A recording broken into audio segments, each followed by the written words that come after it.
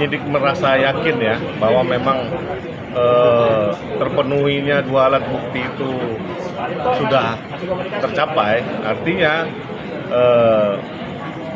penangkapan dan penahanannya itu sah dan memang akan diproses selanjutnya untuk pemberkasan sehingga bisa dilimpahkan ke kejaksaan. Ya, sebetulnya kalau namanya disabilitas ini sebetulnya bukan kasus yang pertama ya. Dalam artian disabilitas ini kan tunda daksa ya, artinya dia kebetulan tangannya. Nah, ini memang baru pertama kalau tangannya dua-duanya nggak ada nih. Kalau sebelum-sebelumnya ada tangannya kurang satu, kemudian kakinya kurang satu, ya, terus ada matanya juga kurang satu. Tapi yang dua-dua tangannya nggak ada baru kali ini.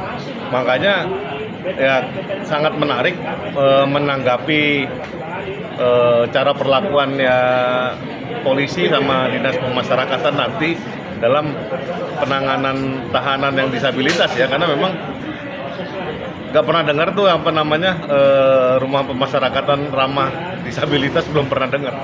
Ya menurut saya itulah optimisme dari para penyidik ya dalam mengumpulkan dan membuat terangnya sebuah perkara.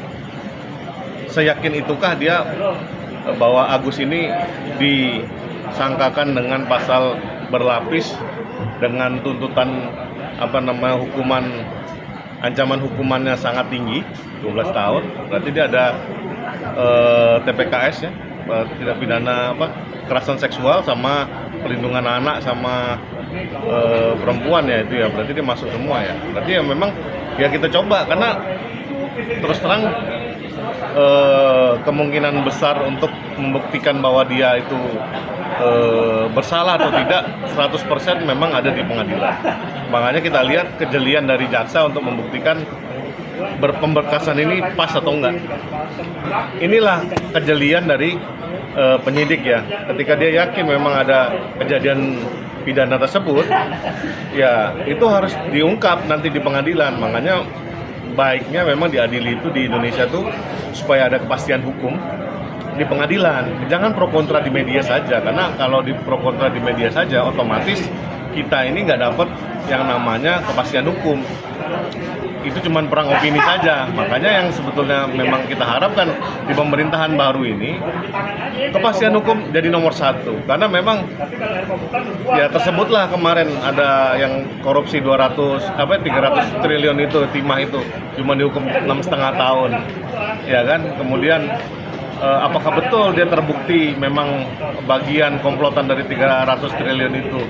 Nah, kemudian ada lagi yang nyuri kayu tapi dihukumnya 5 tahun, padahal cuma beberapa batang dan nilai kerugiannya nggak sampai 5 juta. Ya saya rasa keadilan itu mesti ada di Indonesia. Jadi jangan sampai memang yang kita harapkan itu di pemerintahan baru ini adanya keadilan, kepastian hukum, tahu-tahu sirna semua, cuman omon-omon. Makanya itu yang kita inginkan di perkaranya Agus ini kita tes case, apakah sama? Karena kalau kita lihat dari kejaksaan, dia udah sangat baik ya, nangkap hakim-hakim yang korupsi kan gitu di perkaranya Ronald Tanur. Nah, mungkin dia juga bisa nangkap kali hakim-hakim yang mutus di perkaranya Vina juga bisa kali, gimana nggak tahu saya. Karena memang di perkara Vina ya kan ada nih asosiasi pengacara yang sangat rame-rame coba bantu PK-nya, tapi kan zong semua. Saya juga nggak ngerti itu.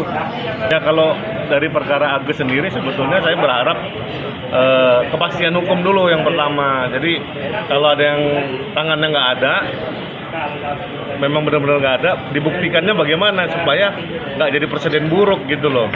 Karena polisi sangat yakin bahwa si Agus ini adalah pelakunya. Nah, kita sekarang coba melihat kelanjutannya, jaksa ini bisa nggak membuktikan sangkaan dari polisi bahwa oh bener nih si Agus yang melakukan, dengan hakim yakin betul, tapi tanpa hengki-pengki ya, maksudnya tanpa sogok-sogok di belakang layar lah gitu.